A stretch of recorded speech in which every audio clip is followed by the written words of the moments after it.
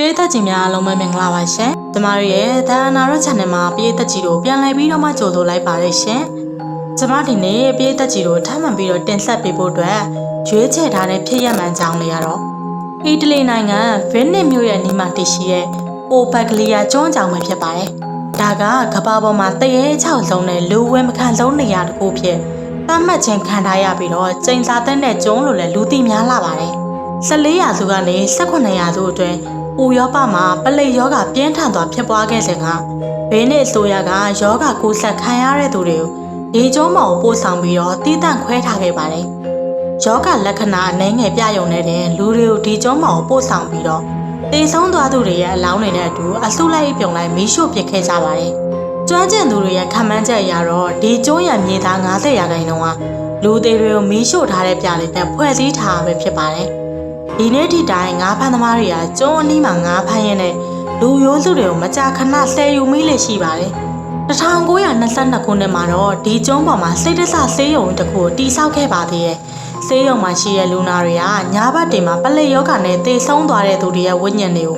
မြင်တွေ့ရကြောင်းနဲ့သူတို့ရဲ့အော်ဟစ်တန်တွေကိုကြားနေရကြောင်းအမြဲတမ်းတိုင်ကြားခဲ့ကြပေမဲ့လည်းဘယ်သူမှမယုံခဲ့ကြပါဘူး။ပိုပြီးဆိုးရွားတာကတော့အဲ့ဒီဆေးရုံကအကြီးအကဲဆရာဝန်ကြီးကလူနာတွေကိုအသုံးပြုပြီးတော့ထူးဆန်းတဲ့ဦးနောက်ခွဲစိတ်မှုစမ်းသပ်ချက်တွေကိုလူမဆန်စွာလှုပ်ဆောင်ခဲ့တာပါပဲနောက်ပိုင်းမှာအဲ့ဒီဆရာဝန်ကြီးကျုံးမော်ကဝိညာဉ်တွေရဲ့ခြောက်လန့်မှုခံရပြီးတော့ယူသွတ်ပြီးဆေးရုံရဲ့ခေါင်းလောင်းစင်ဘောကနေထုံချပြီးတော့ကိုအဆုံးစီရင်သွားခဲ့ပါတယ်မျက်မြင်သက်သေတွေရဲ့အဆိုအရတော့သူကမြေပြင်မော်ပြုတ်ကျတဲ့ချိန်မှာ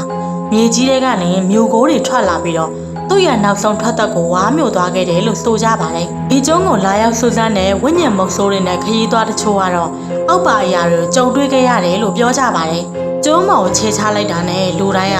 ပြင်းထန်တဲ့ဖိအားတစ်ခုခံစားရပြီးတော့ထွက်သွားဆိုတဲ့တူတူလေးပြောနေတဲ့အတန်တွေကိုကြားရတတ်ကြပါတယ်။စုံစမ်းစစ်ဆေးသူအချို့ကအကြောင်းမဲ့တွန်းထုတ်ခံရတာတွေလေပင်းညစ်ခံရတာတွေနဲ့ခန္ဓာကိုယ်မှာလက်သေးရာတွေပေါ်လာတာမျိုးလည်းကြုံတွေ့ခဲ့ကြရပါတယ်။နာမည်ကျော်တရေရှာဖွေရေးအဖွဲ့မှာဇက်ဖေကန်ကလည်းဒီကျုံးမှာစမ်းသက်နေစဉ်အတွင်းမှာပဲသူ့ရဲ့စိတ်ကိုတစုံတစ်ခုကလွှမ်းမိုးသွားပြီးတော့အလွန်အမင်းယူသွတ်ကြမ်းတမ်းတဲ့အပြုအမူတွေလှုပ်ဆောင်ခဲ့တာကိုကင်မရာမှာမှတ်တမ်းတင်နိုင်ခဲ့ပါတယ်။ကျုံးရဲ့နောက်ခံသမိုင်းကထိတ်လန့်စရာကောင်းလို့ဇလန်းတွေအတွက်တော့အခြေခံကောင်းတစ်ခုဖြစ်ခဲ့ပါလေရဲ့။2014ခုနှစ်မှာဒီကျုံးရဲ့အမှောင်ဖုံးနေတဲ့သမိုင်းနဲ့စိတ်တဆဆေးရုံကအဖြစ်ပြက်တွေကိုအခြေခံပြီးတော့ရိုက်ကူးထားတဲ့ရုပ်ရှင်လည်းရှိပါသေးရဲ့။ကမ္ဘာပေါ်ကစိတ်တဆဆေးရုံ6လမှုတော်တော်များများကဒီကျုံးကဆရာဝန်ကြီးရဲ့ဖြစ်ရက်ကနေပြီးစိတ်ကူးတွေရယူထားတာပဲဖြစ်ပါတယ်။ပညာရှင်တွေကတော့ကျုံးပေါ်မှာရှိနေတဲ့ပုတ်ဆက်နေတဲ့အပင်တွေကထွက်တဲ့မှုတွေဒါမှမဟုတ်ဓာတ်ငွေ့တွေကြောင့်လူတွေကအာယုံခြောက်ခြားတာလို့ယူဆကြပါတယ်။ဒါပေမဲ့ဝိညာဉ်ပညာရှင်တွေကတော့လူပေါင်းသိမ့်ချီပြီးမတရားသိဆုံးခဲ့ရတဲ့နေရာဖြစ်တာကြောင့်